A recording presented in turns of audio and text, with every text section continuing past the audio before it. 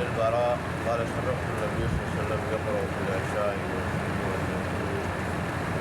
وما سمعت أحدا أحسن صوتا منه. حضرت براء عازب رضی اللہ سے روایت ہے،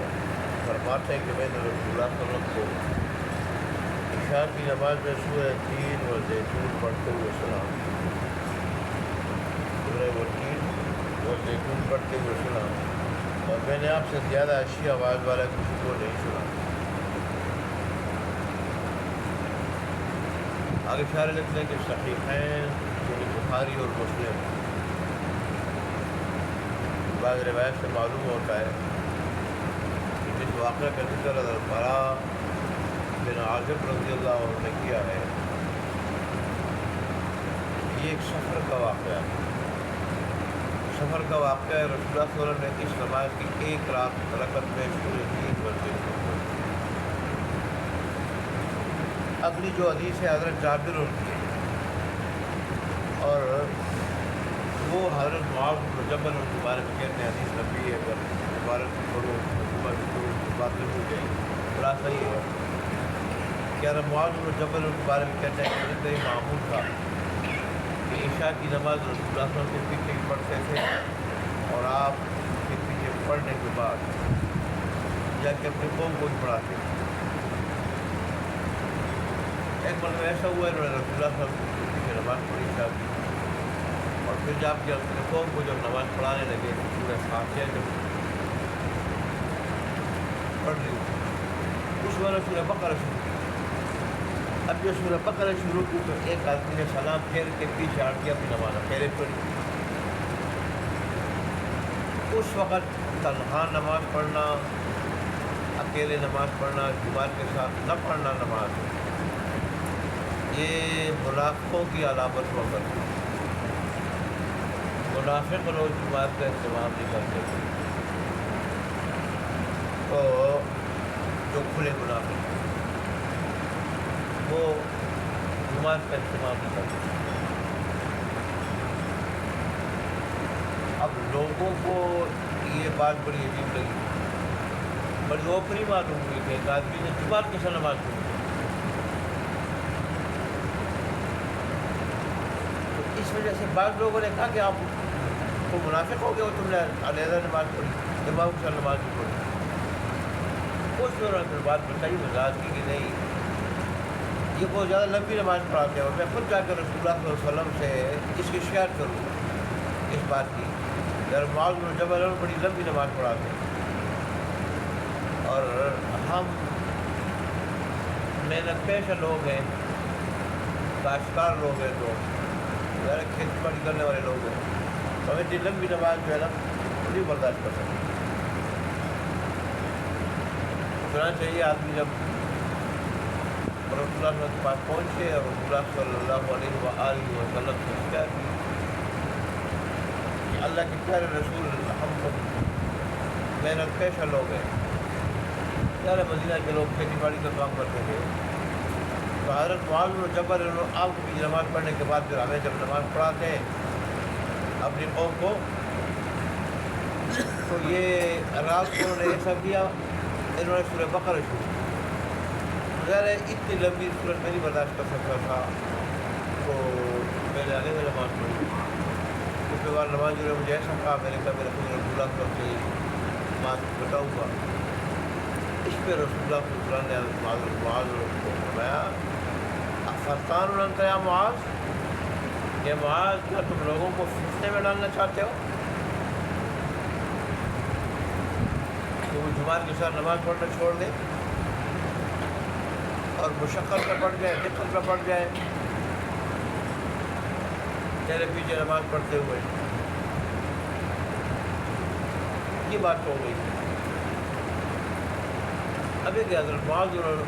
بن جبل دو مرتبہ نماز کیسے پڑھتے تھے، ایک مرتبہ رسول اللہ صلی اللہ علیہ وسلم کے پیچھے، ایک مرتبہ اکیلے. ظاہر ہے اس بات پر تو جمہور علماء اور ائمہ کا اتفاق ہے کہ ان میں سے ایک نماز جو ہے نا وہ فرض ہوتی تھی اور دوسری نماز نفل ہوتی تھی. فرض نماز تو ایک مرتبہ ہے نا، ایک مرتبہ جو آدمی فرض ادا کر لے تو فرض ادا ہو جائے، تو پھر اس کے بعد جو نماز پڑھتے ہیں سب نفل ہوتی ہے۔ اب حضرت معاذ بن جبل رضی اللہ عنہ جب رسول اللہ کے پیچھے پڑھ لیتے تھے، اپنی قوم کے پڑھاتے تھے، اور آیا رسول اللہ کے پیچھے نماز پڑھتے، وہ ان کی فرض نماز تھی ہے، قوم کو پڑھاتے رہے، وہ فرض نماز تھی۔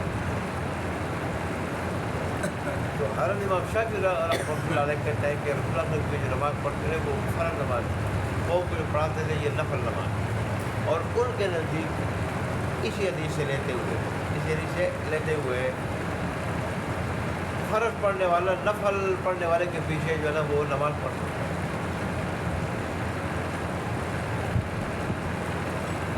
وہ نفل پڑھنے والے کے پیچھے نماز پڑھ سکتا ہے۔ لیکن امام مالک رحمۃ اللہ علیہ، امام ابو حنیفہ رحمۃ اللہ علیہ، ان کے پاس دلائل ہیں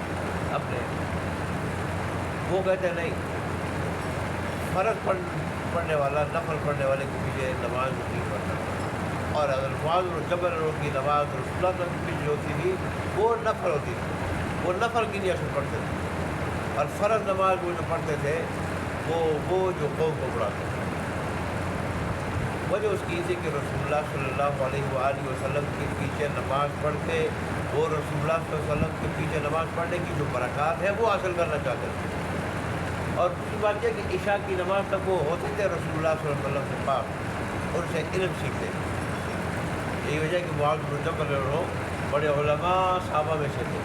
تو آپ علم سیکھتے تھے تو رسول اللہ کے پاس ہوتے تھے عشاء تک، تو برکت حاصل کرنے کے لیے کہ نماز رسول اللہ کے پیچھے نماز پڑھنے کی جو برکات ہے وہ میں حاصل کروں، وہ نماز پڑھتے تھے، وہ نفل کی نیت سے پڑھتے تھے، نفل کی نیت سے۔ جو فضل ہے فرض کے لیے نیت فرض کی ہوتی ہے، فرض کی نیت فرض کی ہوتی ہے، وہ فرض کی نیت نہیں کرتے تھے، نفل کی نیت پڑھتے تھے، اور نفل کی نیت سے پڑھتے تھے، اور پھر جب اپنے قوم کو جب پڑھاتے تھے تو وہ پھر جو نماز کی ہوتی تھی وہ فرض ہوتی تھی۔ مطلب یہی ہے کہ نفل جتنی بھی نماز ہیں فرض کے علاوہ، واجب کے علاوہ جتنی بھی نفل نمازیں ہیں، سنت موقع وغیرہ یہ بھی نفل میں آتی ہے، وہ آدمی مطلقاً نماز کی نیت سے پڑھ سکتا ہے۔ پھر میں صرف ارادہ یہ کرے میں نماز پڑھ رہا ہوں، سنت موقع کہنا یا تہجد کہنا یہ تو ضروری نہیں ہے، اتنی نیت کرے کہ میں نماز پڑھ رہا ہوں کافی۔ لیکن فرض کے لیے وقت کا ذکر کرنا ضروری ہے، ظہر کا فرض کی فرض نماز، عصر کی فرض نماز، یا ظہر کی نماز، عصر کی نماز، یہ کہنا ضروری ہے۔ تو فرض نماز کے لیے فرض کی نیت کیا ہے وہ ضروری ہے، تو ظاہر ہے وہ فرض کی نیت کرتے تھے، اپنے قوم کو پڑھاتے رسول اللہ کے پیچھے نفل کی نیت سے پڑھتے تھے۔ بہرحال اس میں جو ہمارے لیے تو اپنی جگہ بات ہے، دونوں طرف سے جو ہے نا بڑی فقیحانہ محدثانہ دلائل کے ساتھ جو بات ہے، اور شافعی رحمۃ اللہ علیہ کی طرف سے، اور اس طرح امام مالک اور امام ابو حنیفہ رحمۃ اللہ علیہ کی طرف۔ ہمارے لیے اس حدیث میں ہدایت کیا ہے، ہمارے لیے اس حدیث میں ہدایت کیا کہ جو آدمی امام ہو اس کو اتنی طویل اور لمبی قرات نہیں کرنی چاہیے کہ نمازی پیچھے مشقت میں پڑ جائے، اور خاص کر اس کے پیچھے جب ایسے نمازی بھی ہوتے ہیں جو ضعیف ہوں، بزرگ ہوں، بیمار ہوں، یا محنت پیشہ لوگ ہوں، وہ مشقت میں پڑ جائیں تو ان کا خیال رکھنا چاہیے، اور اتنی لمبی قرات نہیں کرنی چاہیے۔ اور پھر رسول اللہ صلی اللہ علیہ وسلم نے خود وضاحت فرمائی کہ تم نے اگر پڑھ لی ہے تو والشمس وضحاہا پڑھ لیا کرو، اس طرح والضحیٰ پڑھ لیا کرو عشاء کی نماز میں، اور اسی طرح واللیل اذا یغشی وغیرہ، اور اسی طرح سبح اسم ربک الاعلیٰ، یہ صورتیں پڑھ لیا کرو عشاء کی نماز میں۔ یہ رسول اللہ صلی اللہ علیہ وسلم نے وضاحت فرمائی، اور حدیث میں بھی اس کا ذکر ہے، حدیث میں بھی اس کا ذکر ہے، حدیث کے الفاظ میں اس کا ذکر ہے کہ رسول اللہ صلی اللہ علیہ وسلم نے فرمایا کہ یہ جنب و صورتیں پڑھ لیا کرو عشاء کی نماز میں۔ تو بہرحال ہدایت اس میں یہی ہے کہ زیادہ طویل نہیں کرنی چاہیے قرات، کہ نمازی مشقت میں بڑھ جائے۔ اللہ تبارک و تعالیٰ ہمیں نظیر کی صحیح سمجھ عطا فرمائے، اور پھر اللہ تبارک و تعالیٰ شوق سے اخلاص کے ساتھ کو مکمل عمل کرنے کی توفیق عطا فرمائے۔ وآخر دعوانا